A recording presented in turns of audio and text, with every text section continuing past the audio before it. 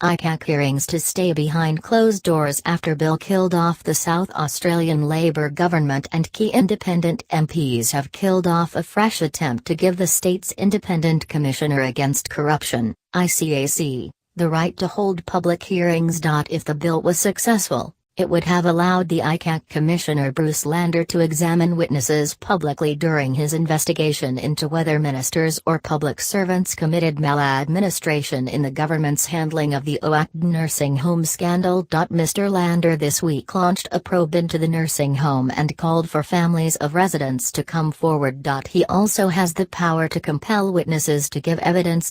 Yesterday, Mr. Lander repeated his calls for the right to hold public hearings and suggested the government and opposition were resisting the move because it could lead to political embarrassment. But after meeting Mr. Lander, the Shadow Attorney General Vicky Chapman introduced a private member's bill to give him the powers he had requested.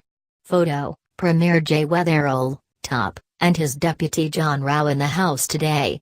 ABC News, Nick Harmson. The bill introduced by the opposition was defeated 23 votes to 20 in the House of Assembly. Labour MPs were joined by independent ministers Jeff Brock and Martin Hamilton-Smith along with former Labour MP Francis Bedford in voting against the bill.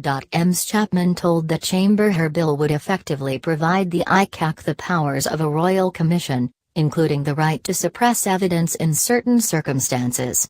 If a witness were to get into the witness box, for example, and to say in a public environment, "I consider that Jay Weatherall has murdered my mother," then that would be an unsubstantiated statement on the face of it, and it would be quite open in those circumstances for the commissioner to suppress the evidence in respect of that part of the public hearing, she said. Photo: Independent Liberal and a member of the Labour cabinet Martin Hamilton-Smith was criticised for his stance.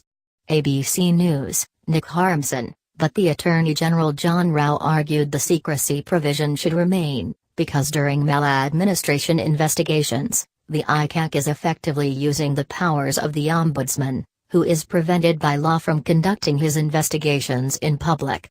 If it were dealt with by the Ombudsman, it would be a matter which as a matter of law would have to be conducted in private, Mr. Rao said.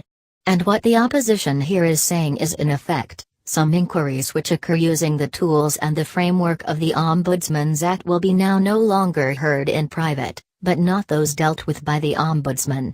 Before the bill was defeated, Ms. Chapman lashed out at Independent Minister Martin Hamilton-Smith, who as Liberal leader a decade ago, led his party's charge for an ICAC in the face of stiff government opposition.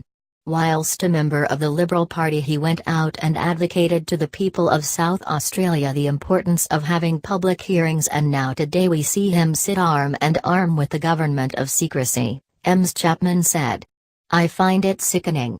Stuart Johnstone, whose mother Helen accused Oakden staff of repeated assaults, said the decision by the Parliament did not square with the government's public statements. "The secrecy has to come to an end, and it has to come to an end at all levels," he said. "I think the state government has missed a perfect opportunity today to prove to us all that this is indeed open and accountable, there's nothing to hide, and that they want a solution like we do."